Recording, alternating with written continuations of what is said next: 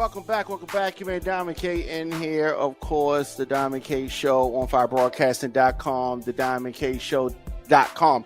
A lot of things to get into. We have a jam-packed show today, and I have some special guests that are going to be joining me momentarily, and we're going to get some information on the inaugural Root Branch Marketplace Business Seminar. This is something that sounds very interesting to me, and we're going to talk about that and a lot more. So it seems like it's going down Saturday, January 18th, 2025, obviously, and the Root Branch Media Group is going to have some representatives on here to talk with us. So let's go to the backstage. How you doing, sir? I am well. Thank you for asking. How are you? Wonderful. All right. And if we have someone else that's joining me, that's joining us rather, if they're backstage, then I'll bring them on. So let's talk a little bit about what's going on. Please introduce yourselves, starting with you, sir. I am Clarence Jones from C.E. Jones and Associates, president of the United Minority Business Coalition. Wonderful. And you? Good evening. I am Dr. Vanya Pettigrew, CEO of Root Branch Media Group, the media mogul. Okay. I'm glad that both of y'all could join me. All right, so let's talk a little bit about this event that is going on this weekend. First of all, I guess, where did it originate from, the idea? So the event is happening this Saturday, the 18th of January at the RBMG building, Canton Harbor, from 10 a.m. to 3 p.m. So I am, again, Dr. Vanier, and I'm the CEO of Root Branch Media Group.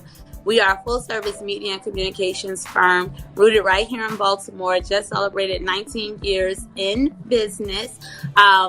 I am, known as the media mogul. I recently made history as being the first African-American woman in the state of Maryland to buy the block on the water. So I'm really excited to invite everyone out to the block to participate in this seminar. And so one of the things at Root Branch that we do as a media and communications firm, we also create original programming. So we recently produced a show called Root Branch Marketplace, which is a home shopping style, format style, original television production where we feature local small businesses, primarily in Baltimore, but it has caught on and also features businesses from the surrounding DMV. What makes Marketplace unique is that it's not just about, selling and showcasing your products or your services. Because I am the media mogul and I understand the value of having strong media and digital assets for marketing. When we are working with these small businesses, we dive a whole lot deeper into actually training and coaching and developing marketing strategies with the small businesses.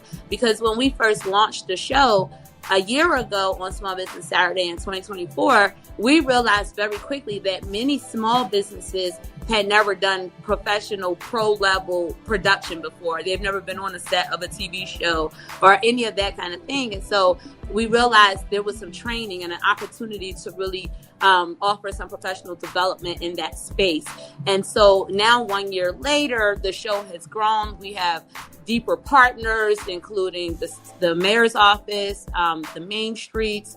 We're partnered with BWI Airport because they have a launchpad program where minority businesses have small business presence in the airport. And so working with these different cohorts and accelerator programs, we've, been able to take their learning a step further by offering that media and marketing piece. And so this year, we're very excited to launch this seminar because while at our core at Root Branch, we know marketing and branding, but we again realize small businesses need a lot of other resources wrapped around them. And so again, I'm trending. I made history. I bought the block. So I got a pretty solid talent pool of resources in my camp, and I'm not stingy about it. So I created this seminar, put together this dynamic panel teamed up with my own financial advisor, who Dr. Jones is my financial advisor, to reach out and bring together some incredible experts from banking and finance to development to marketing to all the things that a small business needs, and so that we can continue that professional learning for the small guy.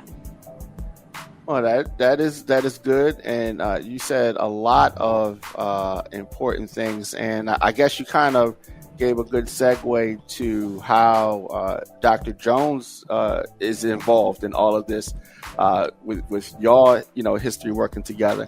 So, what do you want to say about this event, Dr. Jones? This event, I've done these over the last 30 years. And I've been to a lot of events, and I notice most of them that you go to, you hear about other businesses and sponsors and their products, but you're not really educated on how to be a better business person, how to market your product. The United Minority Business Coalition, we actually go in and break businesses down and find out why they're not making money. We find out their strong points, their weak points. We go over. I have a degree in economics and finance and business administration.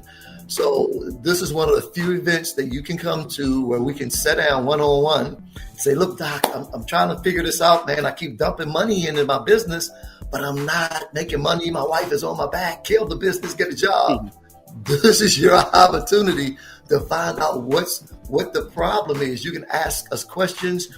You can learn. We're looking for conversations of substance. We want to know how to make you better, because the United Minority Business Coalition, we are strong in education in reference to making you a better business person. Not only that, we've got banks.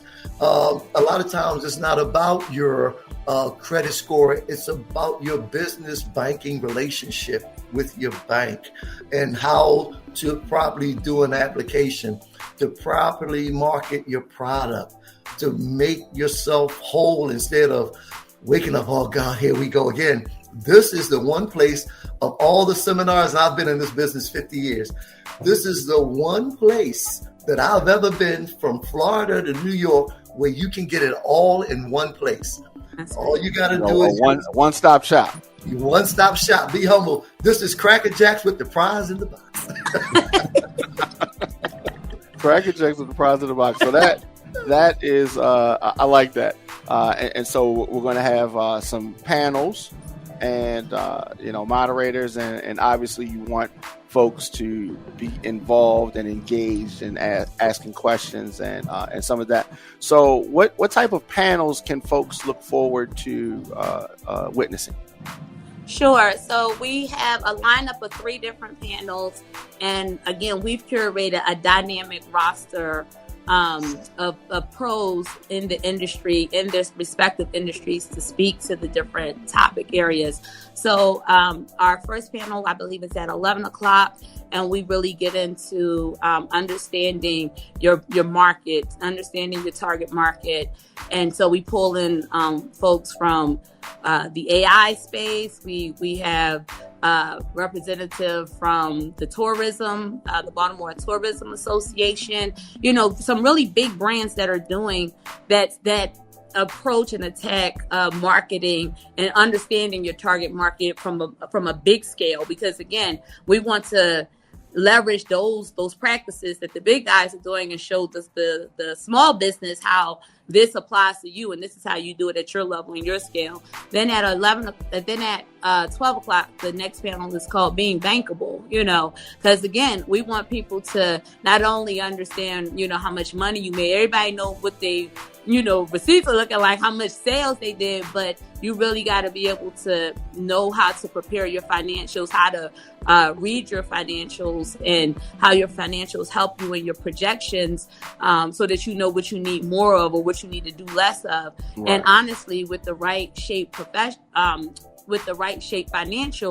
it puts you in a position to really be able to get the resources that you need. But again, a lot of small businesses, because when you're a little smaller, you're really in the midst of doing the craft, and you're not, looking big level, big picture all the time because you're doing the day-to-day tasks and functions.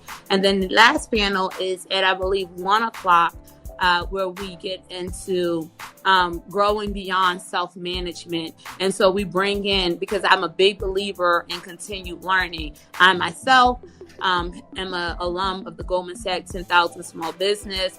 I'm, a graduate of the Baltimore Leadership. And again, I teach and train the media and branding component marketing piece for a number of small business cohorts throughout the region. And so I believe in that continued learning. So we have some panelists who represent some of those groups, including the United Minority Business Coalition, the Baltimore City Chamber of Commerce. I'll be again talking about the marketplace, Root Branch Marketplace, and what we've, again, developed in that space to provide that continued learning for the small business. Wow, that is very important stuff that you said. I really like the scale and scope of the panels and just everything that you're saying. So I got this question that someone submitted. So it says, how do you know when to move on or pivot the focus of your business? That's an interesting question. So, I guess if they're selling one thing or the focus is this, how do they know, or what would you suggest would be something for them to look out for? Maybe they need to hyper focus or expand, or offer more services, or what are some suggestions in that regard? Most business owners, I find that control everything in reference to their business. And if it's not going right, you're not making money, and you're just pouring money into the business, you have to do one of two things. You either have to let it go or hire a professional to find out what you're doing wrong. If you've really got a lot invested and you've second and third mortgaged your home for this business, and you've done everything you can into this business, you need to come to a seminar and talk to a business professional.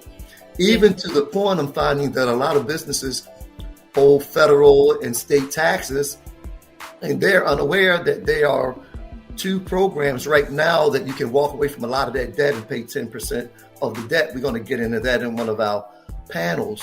It's called the Offer and Compromise Program. I'm an auditor for the Internal Revenue Service. I know the programs, and we could talk for 3 hours about everything you can get. It's like going to a business supermarket with a shopping cart and get everything that you need. You know in your heart when it's time to let it go, but it's like that car that you go to trade it in, and they're not going to give you enough for it. And it took your wife to have your first child, and it took you to work, and you hung out in that car. That's that business. You know what I mean? You got to either trade it in or let someone do some work on it. And you got to step back and let go, which a lot of business owners have a problem with that. They need a fresh, it's like if you have a business and you're in the sales, and your salesmen are doing $20,000 a month, and you're diving at $15,000 a month. They never get to 20. So what you do, you bring in what's called a racehorse. You bring in a hungry salesman. You bring in a hungry manager. You talk to professionals, or you come to the seminar and you ask for a mentoring program, which we have through the United Minority Business Coalition, where big business will pay for a mentor to actually come into your business and see what you're doing wrong before you decide you want to let it go. That's right. And I'd like to also offer, this is where you have to diversify your offerings, right? Because I am the queen of creating something new. I mean, as long as God continues to bless me with the gift of being able to create, Root Branch will always sustain, right? Yeah. I launch a lot of ideas or concepts and I fully execute, but not everything catches on immediately.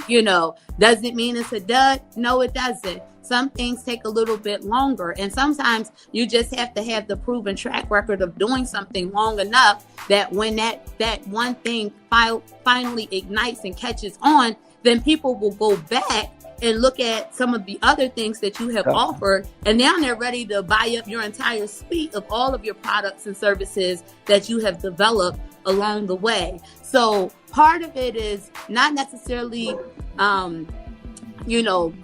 giving it up fully, but that pivot piece is important. Maybe, focus the attention a little bit more on the thing that is giving you the greater gain and the reward, but it doesn't mean fully stop doing the other thing. Because again, I'm assuming that when a person is creating a multitude of things, they somehow all go together. And if you're strategic in how you're developing your products and services, you want to be able to make them seamlessly point from one thing to the other so that you are organically creating your own ecosystem.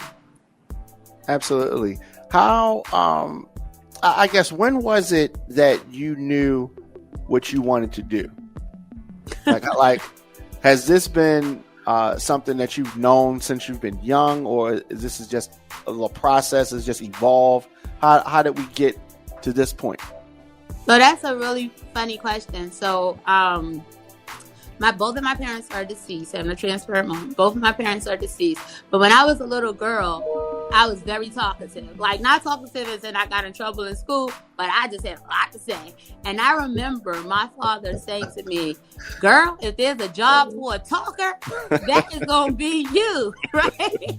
And I joke about that because that stuck with me. And as I'm experiencing all this gain and success, and he's not here to witness, right? Literally, that skill of talking is what got me to where I am. My degree is in speech communications from the University of Maryland. I studied with intention to become a speech writer, writing professional speeches. And so I had an opportunity when I was in college to intern in the White House under President Bill Clinton in the speech writing department. And just before finishing school, I saw another opportunity to intern just to get my last set of credits to finish. And it happened to be on the set of a television show that was produced on Capitol Hill at Reuters. And so while I fully understood that political world coming from the White House, I said, let me give this internship a try. And from day one, walking into the control room of the studio, I fell in love with television and film. And so my entire career has been in television from here on out. But what was so unique about that is at my core, I am a writer. I'm a communicator and I am a writer. And so while I studied speech writing, I taught myself how to write script and how to write copy and content, working many years in ad agencies and then working many, many years in management at the Discovery Channel in Silver Spring. And then from there, I launched Root Ranch. And so Root Ranch just celebrated 19 years in business this January 1. Wow. And Dr. Jones, what about you? How did you get on the path that you're on? I, even as a kid, I was at gung-ho. If there was a problem, let me try to fix it. Let me try to solve it. And I always had an aptitude for numbers. I just was always, it came easy to me. And at 7, 8 years old, my parents had to come to the school because I wasn't doing the work because it was so easy. So they put me 2 grades level higher, then another grade level higher. Then by the time on my 16th birthday, they let me graduate, and I just had a thing about numbers. So I wanted to always, numbers control everything. I'm just a geek, a nerd, right? One of them, right? So, and I got into finance, and it came very, very easy for me. And I met a Jewish attorney. He says, "You got talent." He says, "I'm going to take you under my wing, and I want you to give me 5 years." And I gave him 5 years. He passed, and my initial 78% of my initial client base was Jewish and Italian. So I moved a lot of money all across the country. Then when Tyler Perry got the studio down there, I assisted in managing some of the accountants that actually put that together. I can go into a business, and if I go into that business and pull the financials and see what's going on with it, and I know what questions to ask, I can write a map for that business owner, and he follow that map, and he'll be more productive. Most of our clients, United Minority Business Coalition, that we mentor these businesses, we get their profits up by an average of about 34% in 90 days. Yeah. Wow. Because it's hard as a business owner when you don't know a lot of things and the people around you aren't telling you. And most of the seminars that you go to, they're going to talk about their product, they're going to talk about your product. Right. They're not going to give you the skills to be a better business owner. I mean, I'm trying to be calm about this seminar, but I am totally excited about it because it's like no other. I mean, right. Dr. Vanier is a master at what she does.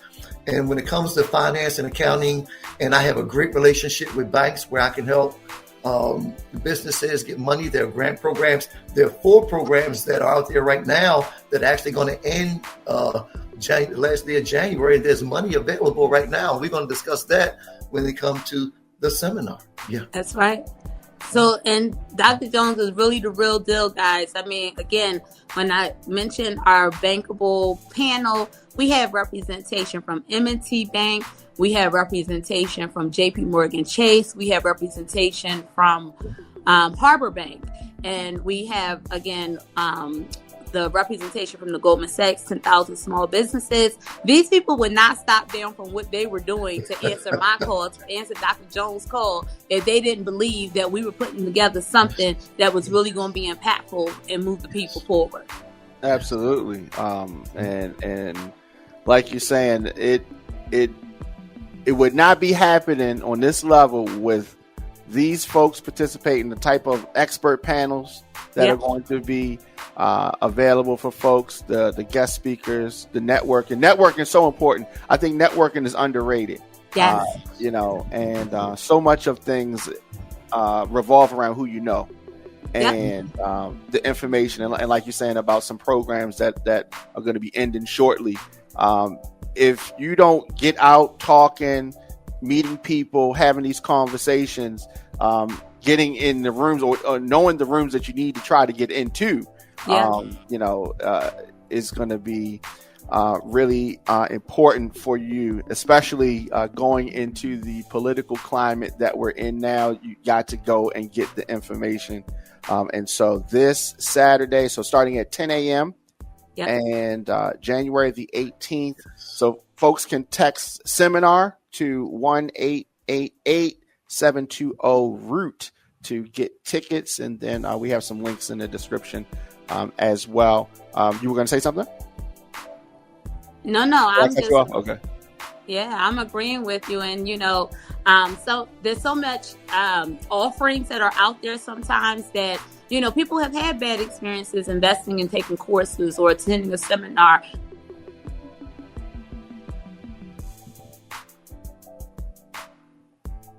I think we lost her. But go ahead and pick up where she was at. Okay, so this is just so important because it's one of the few seminars where you can actually sit down one-on-one and talk to a professional.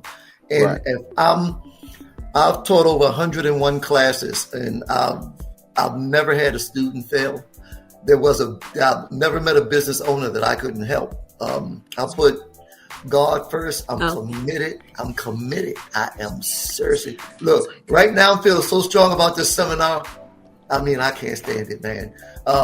If we can't help you while you're there because of the number of people there, we will take your number and we will set up a meet to sit down and talk about your business, because it's all about the American dream and taking care of your family and having more than enough money to last a month. You know what I mean? To be a better businessman, I mean, there's nothing hidden or anything like that. We are going to keep it real. There are a few seminars like this. You gotta be here. Even if you're successful in your business, we can make you better. If the knife is sharp, we'll make you sharper. So sharp you can shave with it. Okay. Right. That is good. And so I mean, what you're talking about, obviously, is access to resources, access to this important business information. You're helping them, guiding them to the right decisions. Mm-hmm. And the other thing, very important, giving them the roadmap so they can access some of the capital that they might need for their business. That's right. It is a great thing, and attendees really have a lot to look forward to. And so you were saying that some folks may have gone to some seminars that didn't give them what they thought they were going to get. And right. Go ahead. Yes, but the reality of it is, if you really want to scale and grow, you have to make that investment. And This is one of those opportunities where, it's actually quite a very nominal fee for the caliber of the room, the access to myself and my actual team, to be able to wrap ourselves around you and give you the support. At Root Ranch, from the marketing lens, we've created a number of programs and platforms, including, like I said, the Root Ranch Marketplace. Then we've created Brand by Root Ranch, which is a concierge subscription marketing service that the small business can invest in, because again, I care about the small business as a small business owner myself, but I want you to not only be a small business, but I want you and your brand to show up in the marketplace in a big way. And so when you make that investment with us, we become your back office comms office. Now you have a whole communications team behind you so that all of your imagery, all of your messaging is pro level. And so this is what this is about. And so with this seminar, you not only get to meet the team of Root Ranch and what we do for our subscribers through brand, but now you get to meet the members of the coalition and meet my own financial advisor, Dr. Jones, and have him impart wisdom on you and set your business on the right trajectory for growth. Very, very important. And I love what you're doing. And so this is the inaugural. So that means that we're going to come back again and continue to build on what is done on this Saturday. So folks have time to get tickets, have time to get involved. So it's not too late. It's not too late for them to register. There's still time for you to do that. You have a business. You have something that you're trying to build. This is something that you need to be a part of, the Small Business Seminar 2025. You can register right now. So I'm excited talking about it. I'm going to be in New Jersey. I wish I was going to be here. I'm going to be in New Jersey this weekend. But like you said, expert panels, guest speakers, vendors, networking, all the things that you need to take your business, like I said, to the next level. I love how you saying, they can have a professional a team behind them if they become part of what you're doing. And I love the access to resources and helping folks make the business decisions. Yes. Because sometimes, a lot of times folks start businesses, a startup, maybe they didn't have the level of education that you have. But they're still trying to do their business. They're still trying to make the decisions. And a lot of times we need help doing things that you don't know how to do. That's right. And so this is a wonderful thing. I really encourage folks, if you have a small business, if you know somebody that has a small business, you know that they can use some extra help. And it's about investing in the business. So you invest. If you have a brick and mortar, you're investing in the infrastructure, the physical, actual infrastructure of the location. You're paying, rent, and you're paying your team and all that kind of stuff. And this is another investment in your business, the education piece, and it is super important. Yes. So again, how can folks register for this weekend's seminar? We made it really easy. I'm actually really delighted about this because being in media, we're big on tech as well. And we've created the automation systems. And so we're using it to show you how we can actually, my team can actually develop these same types of processes for your business as well, so that you can be more efficient. So like I said, there's brand by Root Branch, but there's also brand AI, so that you can also, again, show up in the marketplace in a big way. So I'm thrilled to say you can now text 1-888-720-ROOT, ROOT for Root Branch, 1-888-720-ROOT. You can text seminar to that number, and it will prompt back with the information about the seminar and the link to purchase tickets. Because we are celebrating our 19 years in business, New Year's was our anniversary. We extended the discount, so you will save 19% on your ticket when you purchase this week. That is wonderful. All right. Anything you want to say, Dr. Jones? All I want to say is this is a great opportunity to meet all the players in all the arenas in one location.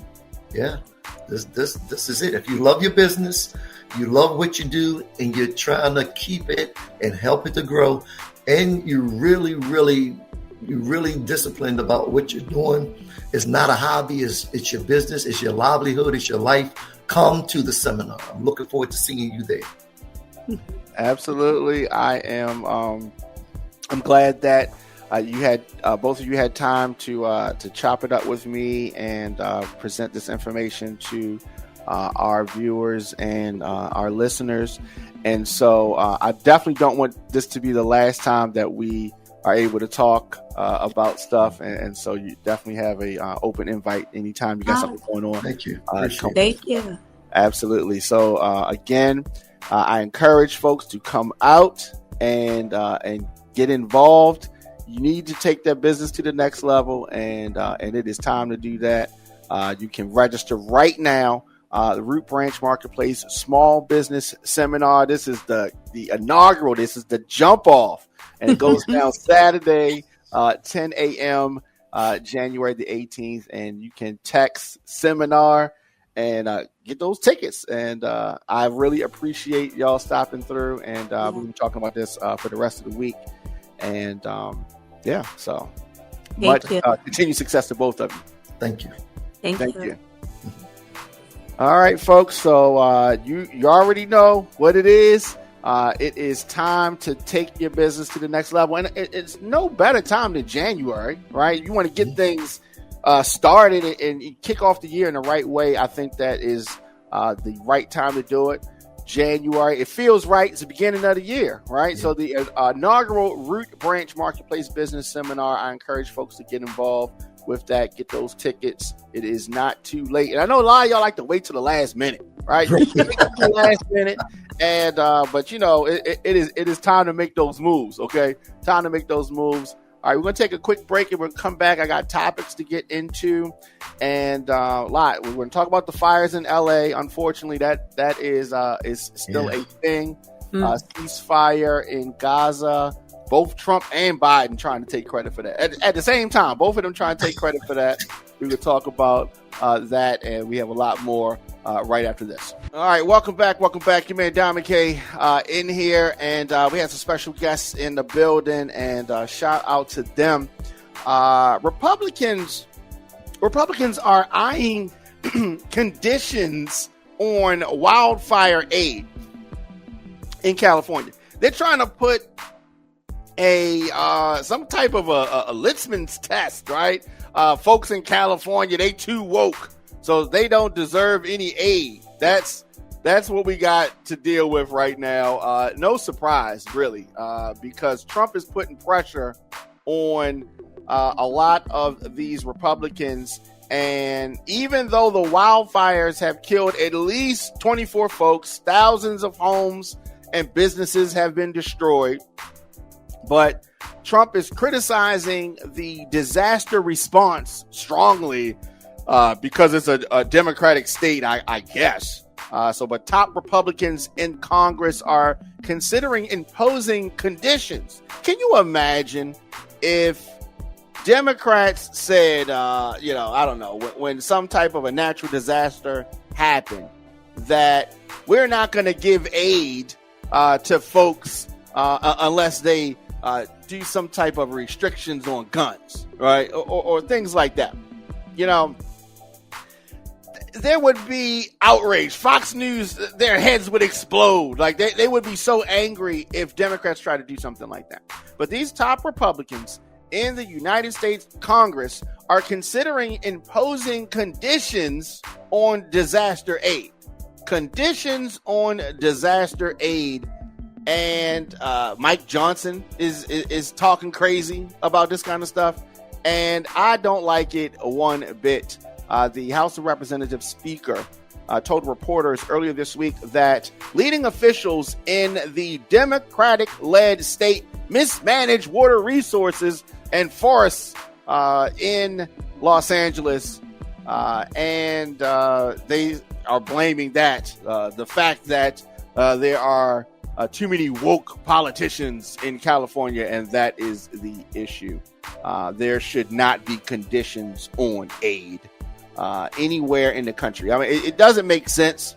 I'm surprised that they're even trying this, but at the end of the day, this is what we're going to have to expect. This is what we're going to have to deal with. With Trump due to take office in less than a week, Republicans controlling both the House and the Senate, giving full party control over spending and all this kind of stuff. So this is what we're going to have to do. I don't know who they're going to blame when things start to really hit the fan. Who are they going to blame? They're going to still try to blame Biden, even though they control everything. Republicans control everything currently, or we're going into the time where they're going to control everything. Who are they going to blame? You already know. You already know. So definitely we're going to continue to watch this. But the president-elect, Donald Trump, took aim at the largely Democratic leaders of California and Los Angeles and, basically calling them incompetent over the weekend on his social media site.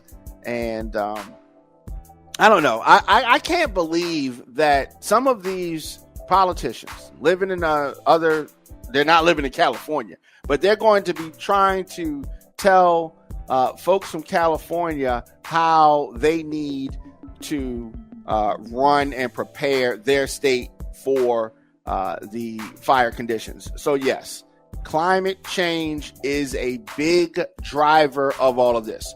The winds blowing, it doesn't happen everywhere the same way, right?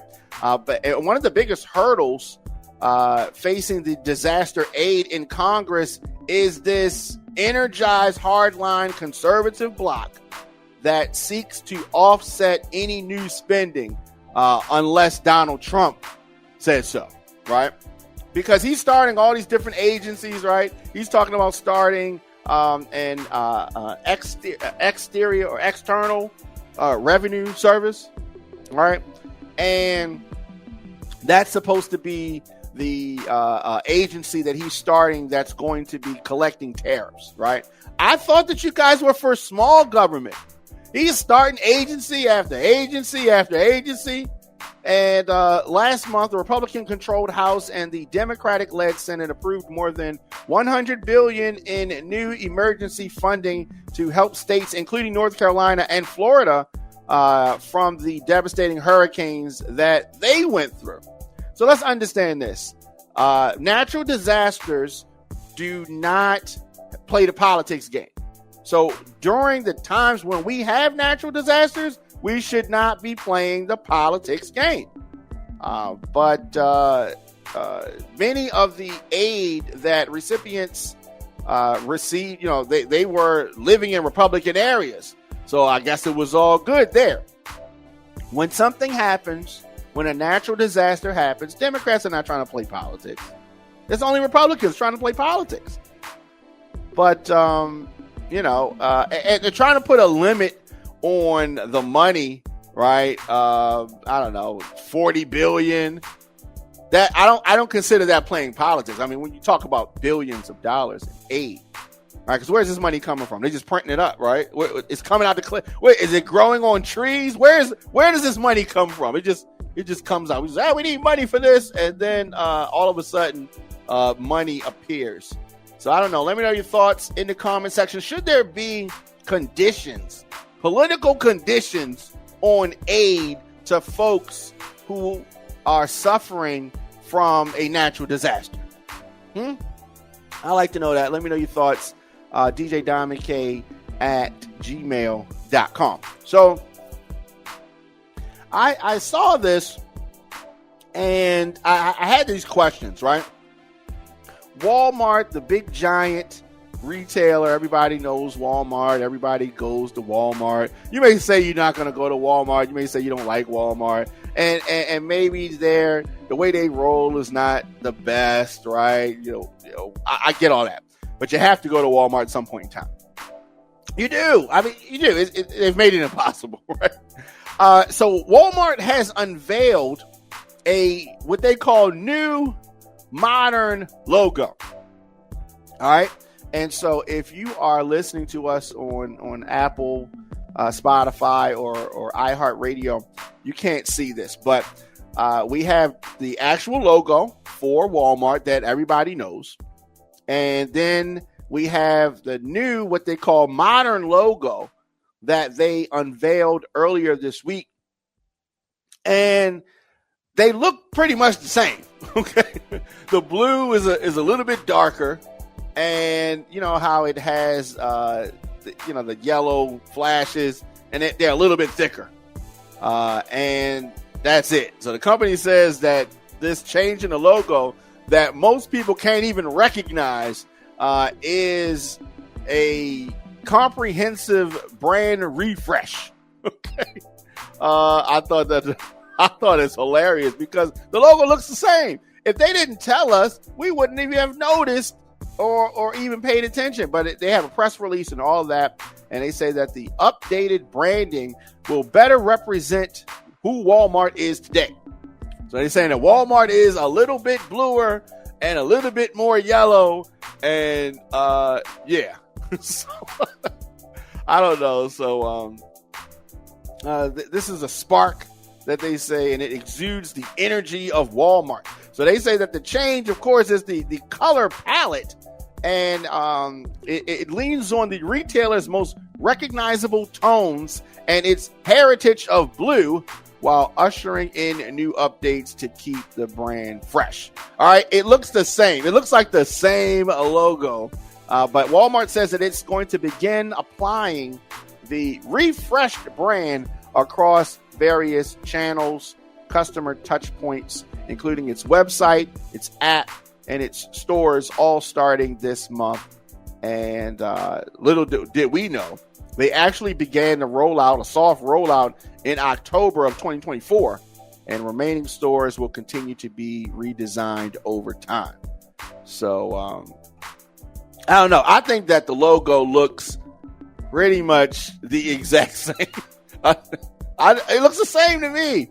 Okay, the yellow stuff, like I said, is a little bit more, but yeah, I don't know. It's kind of the same. But yeah, so either way, I don't think that this is going to affect whether folks go in Walmart or not. The logo, all good. Of course, you're just tuning in. Jermaine Diamond K in here, the Diamond K Show on firebroadcasting.com. Okay, so Don Robert on Facebook says it's a lot of words here. All right, so he says that the way I see it, after Trump gave Hamas an ultimatum, they quickly moved to follow Biden's deal. They did this to save face because they knew Trump meant business and opted for Biden's plan rather than looking scared, having to comply before Trump takes office. If Hamas really wanted to accept Biden's deal, they could have done it months ago. Hamas does not respect Biden, especially after he started putting pressure on Israel to cease fire. So I think that is a great segue to go into one of our main topics for today, and that is a couple things. Well, let's start by the fact that Joe Biden and Donald Trump, the president and the president-elect, are both trying to claim credit for Gaza's ceasefire deal. Now, I understand what was the gentleman's name again? Okay, what Mr. Don Robert was saying on Facebook. I understand how he may come to that thought process, but I definitely want to remind Don and others that the process of negotiating a ceasefire takes time. This is something that has been in the works for some time. And so I don't want folks to think that it just happened overnight.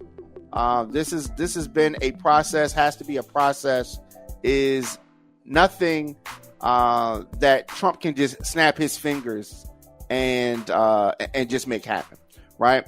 While I will say that I do agree that nobody is scared of Biden, and I don't think this is you got to make somebody scared of you thing, right? I mean, how old are we, right? So it's that.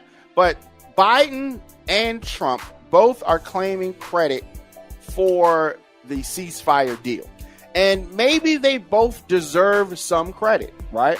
Maybe it is a twofold thing. Maybe.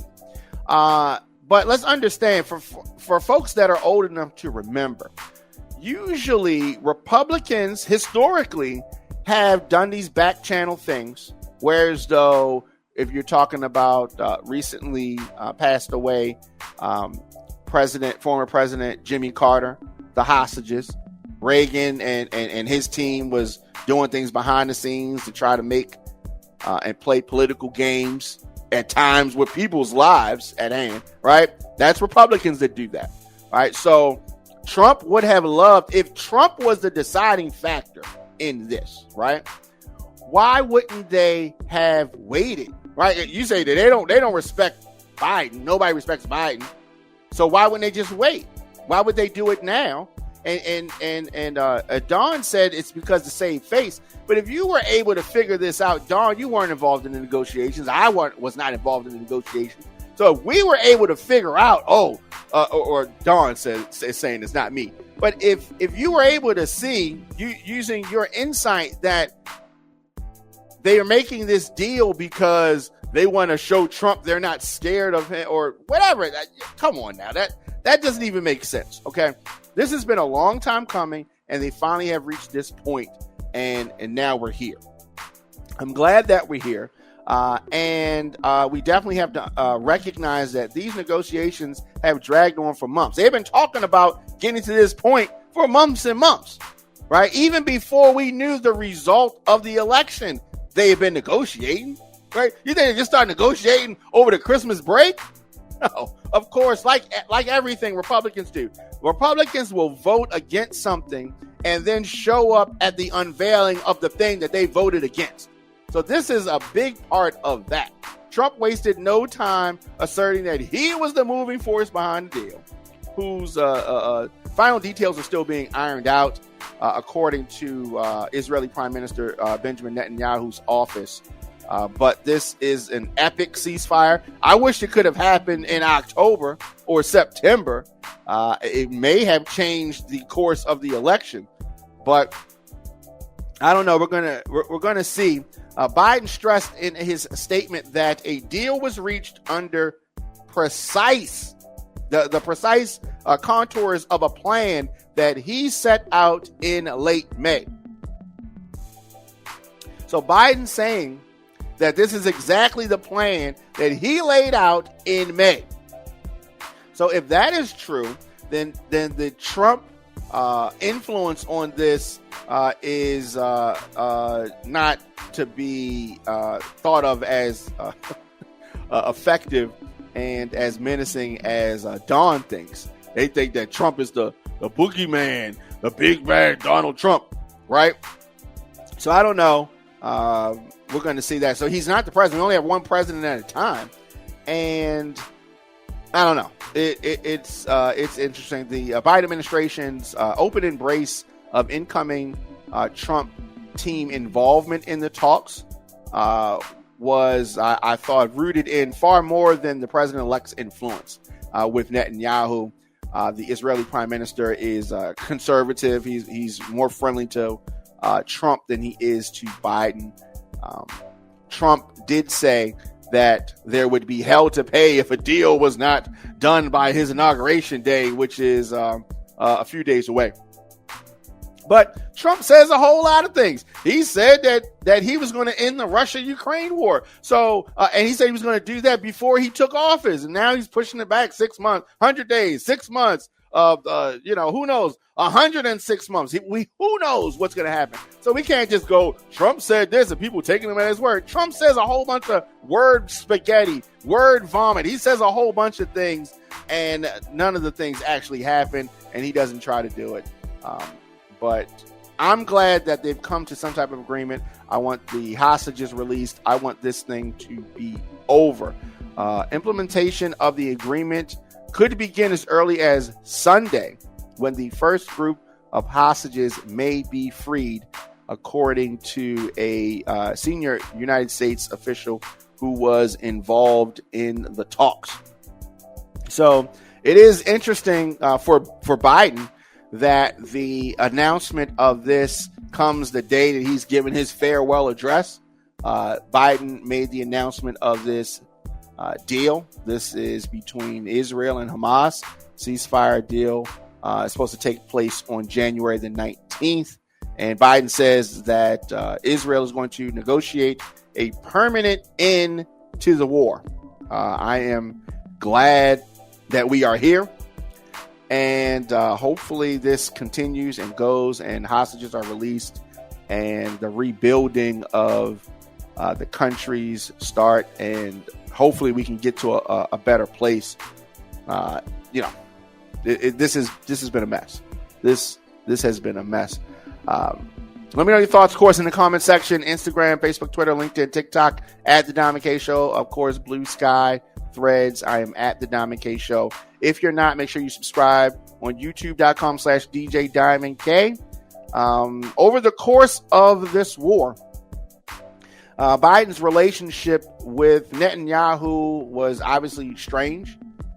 There has been an enormous Palestinian death toll, now standing at more than 46,000 people dead. That is insane. And so Israel's blockage of the territory created a humanitarian catastrophe in Gaza by leaving access to food and basic health care limited. Obviously, these hostages, we want these hostages released. I wish that this stuff had never happened. But unfortunately, this is a region in the world where there has been a lot of bad energy and a lot of retaliation and just all kind of stuff happening. So I'm just glad we're at this point, but we need to see. Let's see what happens on the 19th and the weeks and months to follow. Hopefully, this thing moves in the right direction. Just tuning in, your man Diamond K. I'm at The Diamond K Show. And this weekend, I'm going to be in the mix course Saturday and Sunday. You can check us out right here, 6 p.m. So we got a lot of things to unpack here. So we have the president and the president-elect both claiming credit for Gaza. But the good part about this is that Israel and Hamas has agreed to a hostage deal and a ceasefire. So we're going to continue to follow this story. Hopefully, because things can happen. Talks can fall apart and things can just go the other way. So I hope that is not where we are. Now, I'm going to say this. Too little, too late. Too little, too late. Special counsel Jack Smith has released his final report. Ooh, final report. Wait, what? Now? You released it now? Merrick Garland. Man, Merrick Garland has been the worst. Special counsel's final report says that Donald Trump would have been convicted of election interference if he hadn't won. This doesn't even make sense. He would have been convicted of election interference if he had not won the election. He shouldn't even been able to participate in the election if he was under investigation for interfering in the previous one, right? Right? I mean, I saw this thing, this meme that said, and maybe D.L. Hewley posted it, and he said that it is more difficult for a felon to become a firefighter than it is for a felon to become the president. How interesting is that? That is insane. Insane and true. Insane and true. And so it's been a lot of hoopla. It took us a long time to get here. But just like the Mueller report, this is going to mean nothing. It's not going to do anything. It's just going to be reading material for so-called smart people who want to read the report. But the evidence, because the evidence was there to convict Donald Trump. Trump knew the evidence was there. Melania knew the evidence was there. Jack Smith knew the evidence was there. Everybody knows the evidence was there. And MAGA folks, they know the evidence is there. But here's the thing. They don't care. They don't care. It is simple, but the conclusion from the former special counsel Jack Smith in his final report on Trump's effort to overturn the 2020 presidential election, which obviously resulted in the January 6, 2021 attack on the U.S. Capitol. Jack Smith put out a 137-page report, and he talked about all this stuff. It was released overnight, less than 1 week before Trump is sworn in for a second term as president. So what does this do? Nothing. What does it mean? Nothing. It means exactly what we already knew.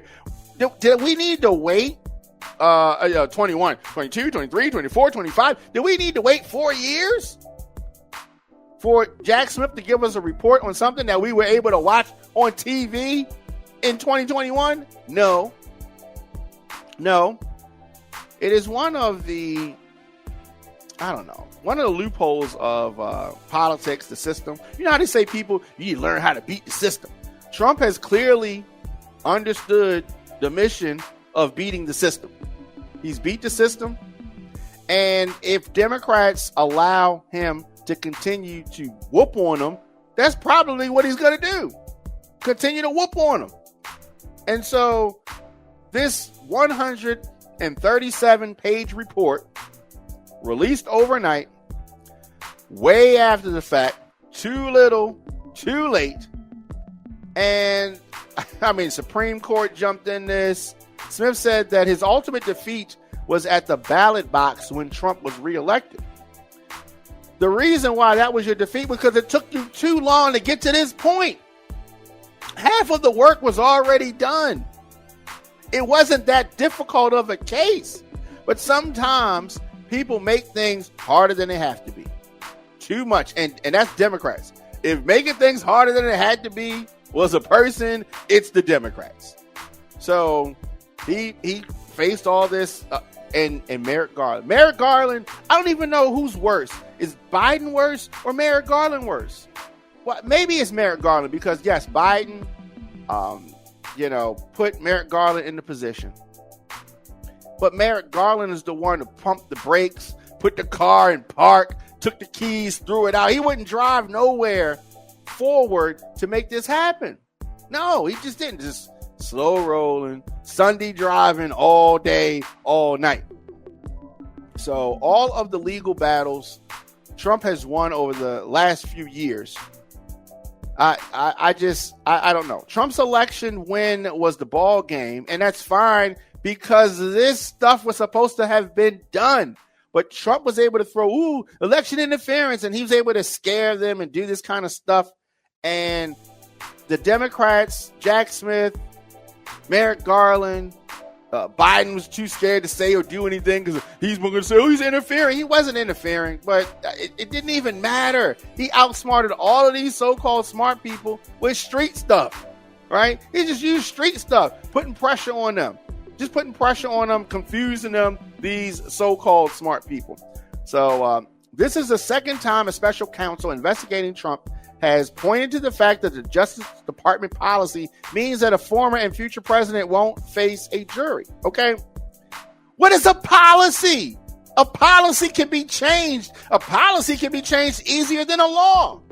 What is a policy? Right? All these people are like, oh, there's a policy. We can't charge them. But policy is nothing. Policy ain't in the Constitution. The policy can be, okay, here's one. The policy used to be everybody came to work. You came to work in person. That was the policy. Then we had a pandemic and the policy changed. Everybody stayed home and people worked from home, or some people lost their jobs or whatever, right?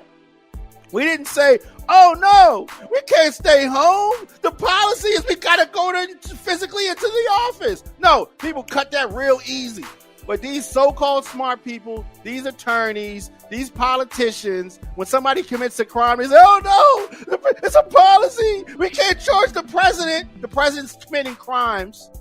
The president has not been charged. I don't know if y'all realize this, but the president is above the law at this point. You're saying that a policy is preventing you from holding the president accountable in anything.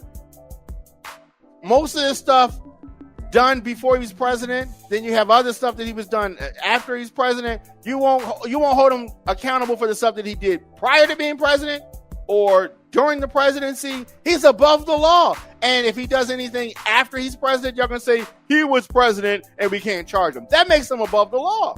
That makes him above the law. It's not difficult. It's like everybody can see it. Stevie Wonder says, president's above the law. Everybody knows it, right? So let's just stop playing around with it. Let's say, oh, he can face charges later. No, fam, he's not going to get charged later. Come on. We've been playing this game for far too long. Far too long. The department's view that the Constitution prohibits the continued indictment and prosecution of a president is categorical and does not turn on the gravity of the crimes charged, the strength of the government's proof, or the merits of the prosecution, which the office stands fully behind, Smith wrote. Get out of here. Go sit on the couch with Mueller. You failed. You're a loser. You did not do your job. You wasted the American people's time.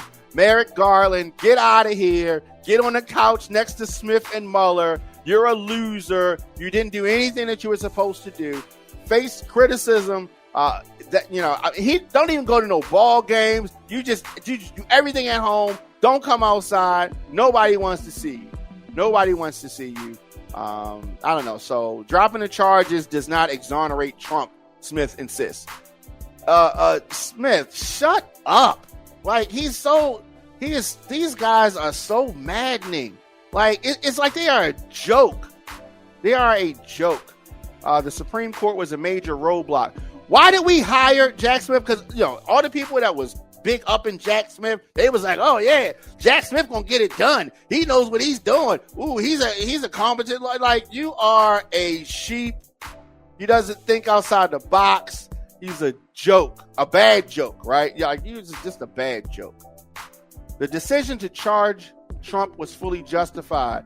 Yeah, it was. Smith said that the office would not have charged Trump if he was merely exercising his free speech rights by engaging in exaggerated or rough and tumble politics. Right? It's true. You charged him, but as many attorneys and prosecutors have found out over the years, just because you charge somebody doesn't mean that you're going to get them on anything. Smith has some thoughts for election year probes. I don't even want to talk about election year probes because they did a probe into Hillary, right? They did a probe. Like, Democrats are so weak at this point. Democrats need a leader. I don't know who the leader is. The leader's definitely not Obama. The leader's definitely not Joe Biden. I don't know who the leader is. I don't know. But Democrats don't have one. and they need one. They need a sharp leader. They need a tough leader. They need somebody that's about it. And these guys and gals are not about it. Jasmine Crockett, she's about it, right? She's not the leader. She is about it. They need some, and I'm going to say it needs to be a male, right? It needs to be a male. It needs to be somebody with a backbone, not one of these old golden age retiree candidates, in their 70s, 80s, 90s. None of them, right? It needs to be somebody in their 40s or their 50s at the most. And so the investigation, the special counsel investigation is and was justified. That we know. But tell us something that we don't know. How about, why didn't you make a move? Why does it take so long to do an investigation of something that was on TV? I don't get it. I don't get it. It makes no sense. They didn't really want to do it. They didn't really want to do it because they are propping up and living in a fantasy world, right? These guys and gals are living in the tape era, cassette tapes, right? But we are, so they acting like everything's on cassette tapes and we got streaming, right? They living in a whole nother generation, and they're not operating in the world that we're living in currently, right? And so y'all might as well have on the powdered wigs and the dumb stuff that George Washington and all them folks had on, right? Because y'all played out. All of these Democrats, these old ones, are played out. And Jack Smith ain't that old, but he's still played out. We need to get these type of people out of there. As long as we have Democrats in the forefront that think and act like Merrick Garland, Joe Biden, Jack Smith, Robert Mueller, as long as we got people thinking like that, we're going to lose. We're going to lose. So we need to get them folks out of here. And I love Kamala to death, but Kamala is not what we need right now. Clearly and obviously is not what we need right here. It would have been nice, but it's not going to work, right? So for those that, if you want to know my thoughts, she does not need to run for president in 2028. Governor of California, knock yourself out, baby. But president, no, can't do it. Not going to do it. I hope she doesn't do it. I'm not feeling that. So let me know your thoughts in the comment section. Am I being too hard on Democrats? If I'm not gonna be hard on us, who's gonna do it? If I'm not gonna do it, who's gonna do it? So we gotta get this thing together. Like the whole when they go low, we go high thing. I'm not feeling that. I'm not feeling that. And I think that it's funny because MAGA has had a meltdown because Michelle Obama is skipping Trump's inauguration. Even though Donald Trump and his family skipped Biden's inauguration. But of course, the hypocrisy runs deep. Oh yes, the hypocrisy runs deep. So they're like, what? She ain't coming to the inauguration. No, fam, she's not coming. Right, so she's got more balls than Barack does, clearly, because Barack's gonna be up there shucking and jiving. Give me 5 on the black hand side, Donald Trump. Right, he's gonna be doing all that kind of stuff, cheesing and greasing, all of that. Ridiculous. It's disgusting. Michelle Obama is not going to pretend she's skipping the inauguration. I don't blame her. You don't want to go, don't go. Right? Y'all Republicans and MAGA supporters are not going to sit here and start talking about Michelle Obama is going against the norms. What? Y'all elected a reality show. Whatever. All right. So she announced her plans. Michelle Obama announced her plan to stay home during the inauguration. And I think that is good. I think that there is no overstating her feelings about Donald Trump. She is not one to plaster on a pleasant face and pretend for protocol's sake. Michelle does not do anything if it's expected or it's protocol or it's tradition. Now, if y'all really wanted to push her, she went there and then she went off or gave y'all some meme-worthy stuff. then y'all be mad, right? So she's staying home. She ain't got nothing nice to say. She's staying home. I don't blame her. Would love to see her, but she's gonna be home. And Trump's history of attacking the Obama family, and then President Obama sitting beside him and just being a weak man. This man talked about and put pressure on and put your family in danger. Your girls, your wife, you. And then for you to sit up there, I don't know. It's crazy. It's when Obama got elected, I felt like, man, he couldn't do no wrong, right? But over the years, as the years have passed from him being in office, as the years have passed, you really have seen he's just a man and not that strong of a man, right? He went through some stuff, right? Running for president was not easy. There were a lot of threats on him and all of that. So I mean, I'm saying that he's doing weak things because, yeah, he got Secret Service, he got all this protection, but one-on-one, mano-y-mano, Trump's right there. He's shucking and jiving. I don't know. So that's frustrating to me. It is frustrating to me. But so Michelle Obama is not going. So she didn't go to the funeral of President Carter because she would have been sitting right next to Donald Trump, and she was like, "Nah, she wasn't doing that," and I don't blame her. But all of the usual suspects are going. She's the only person that is skipping, and the MAGA folks, they in their feelings about it, right? Everybody's not going to bow down. Everybody's not Joe and Mika. Everybody is not the Young Turks that's just going to bow down to you, Trump, right? So Michelle Obama staying home, and that is good. MAGA, continue to have your meltdown. Continue to have your MAGA meltdown. And I thought this was interesting. The FDA has banned red dye number 3. This is the food dye, and it's in foods. It's in drugs, drinks. I do think this is a good thing. Now, all of the conservative folks will say, "You're not going to tell us. We're not listening to the FDA. Everybody should have free choice, right?" They told you not to wear. They told you to wear a mask.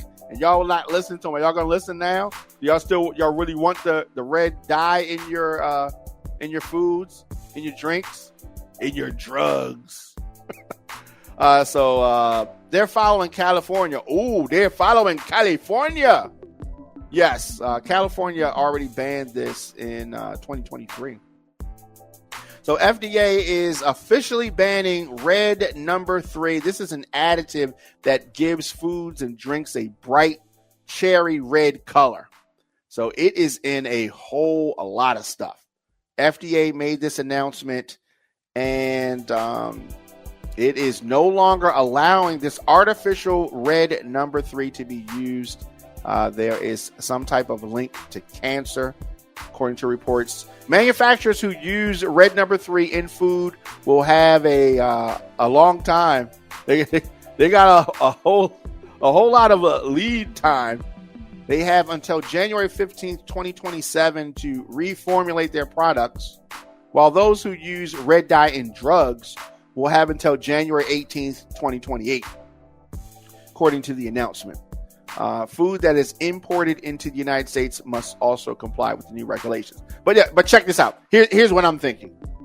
They have until January 15th, 2027 if it's in food, and a year after that if it is in drugs. Now, they're probably going to try to reach out to Trump and make some type of donation or give his wife a book deal or some kind of documentary deal, and then maybe he'll do something else for him, right? I mean, isn't that how things work? Right. Some people may say, what is red number 3? It is a color additive made from petroleum that gives foods this bright red color. And it is commonly used in candy. It's used in cakes. It's used in cupcakes, frozen desserts, frostings, icing, certain drugs. And according to the Environmental Working Group, there are more than 3,000 products that contain red number 3. It was banned from cosmetics in the United States in 1990 due to evidence that the dye used when it was on lab rats in high doses was, cancerous. So it remained one of 9 synthetic dyes approved for food products, right? So that's interesting. You could not use it in cosmetics since 1990, but you can eat it. It's okay. You can eat it, right? So the 8 remaining approved dyes include blue number 1, blue number 2, green number 3, orange B, red 40. There's a lot. There's a lot of yellow 5, yellow 6, citrus, red, all used to give food and drinks and ingested drugs bright colors. So why did they ban this additive? So there was a petition filed in 2022, and it cited 2 studies that showed cancer in male lab rats when exposed to high levels of red number 3. According to the FDA announcement, the way that red number 3 causes cancer in male lab rats does not occur in humans. Humans are typically exposed to much lower levels than the lab rats were. But the announcement said that the studies in other animals and humans did not result in those effects. But it did something bad, because if it didn't, they wouldn't ban it. They just don't want folks to go crazy, because they say if it's causing cancer, then everything, it would mess up the entire economy, because there's 3,000 things that would be off the shelf. So they said it's been killing people this long, so it can kill people a couple years longer. Already banned in Europe for the most part, Australia, New Zealand. But America, better late than never, right? Better late than never. Your man Diamond K in here, of course, the Diamond K Show. And I definitely want to talk about some of these confirmation hearings. Pete Hegseth, and this is a real a piece of work. This is a real piece of work. Of course, he's up there lying at his confirmation hearing, talking crazy. When he's answering questions, for the most part, he's not answering questions. He's dancing around them. And he's in communication, so that's the only thing he's really qualified to do. Pete Hegseth is Donald Trump's pick for defense secretary. He has been a combat veteran. He was a former host on Fox News. Says that he's going to be a change agent and a warrior. Doesn't want women in the military. Nope. He wants women at home. So this is going to send folks back. So the Republicans like him. Democrats don't. He says he's going to be a warrior culture. He's going to bring a warrior culture to the Pentagon. This is going to be a mess. Says that he is a secretary with dust on his boots. All right. Okay. He claims now, going back on things, that he's going to be equal standards for female troops, although he's been on repeatedly on video saying otherwise. The background check has been insufficient, but I think it doesn't even matter. And y'all talking about Michelle Obama is bucking norms by not coming to the inauguration. They're not even doing background checks. Come on now. They do more background checks on folks working at McDonald's than they've done on Pete Hegseth. They focus on his character, which is terrible. But not only that, he's not qualified. Like, he hasn't had the experience. Would you let somebody work on your car that wasn't qualified? Because Donald Trump said they good? No, you wouldn't. But we're letting somebody like Pete Hegseth go through and run the Department of Defense. He's going to be the defense secretary. What a joke. This is a joke, right? And so, of course, the jokes, they don't end. They just continue. This is Chris Wright, Chris Wright is Trump's energy secretary pick. Now, of course, he ain't qualified either. But all these guys are going to go through because they got the votes. Chris Wright is Donald Trump's pick for energy secretary. And he says that he's going to promote all sources of American energy, but he also acknowledges the burning of fossil fuels causes climate change. Now, he is a fossil fuel executive. Oil and gas, right? They need to stop saying fossil fuel. They need to say, gas and oil. He's been one of the industry's loudest voices against the efforts to fight climate change because he's in business with the gasoline folks. That's what he does. All right, that's what he does. He believes that more oil and gas production can lift people out of poverty around the globe. Now, you may die, but it's going to lift you out of poverty. How's it going to lift them out of poverty? You want them in the coal mines? What is he talking about? It's going to only lift the people that own oil and gas companies. His nomination went before the Senate Committee of Energy and Natural Resources for a confirmation hearing. Protesters interrupted it multiple times. Interrupted Pete Hegseth's confirmation hearing as well. Wright promises to implement Trump's bold energy agenda. You know what that is? Drill, baby, drill. One day people are going to look back at this time and say, what? What were they doing? Why did they let this happen? He has pledged to dismantle what he calls Democrats' Green New Scam in favor of boosting production of fossil fuels such as oil, gas, and coal. Maybe, I got to remind folks, this is what causes climate change. When they burn, greenhouse gases are released, and it messes and changes everything. Changes everything. So Trump says that he shares my passion for energy. And if confirmed, this guy, Chris Wright, claims that he's going to work tirelessly to implement Donald Trump's agenda. And I don't know. This is going to be something else. This is going to be something else. We are on this path, and we cannot stop. We can't stop. Can't stop. Won't stop. We can't stop. Won't stop. It is something else.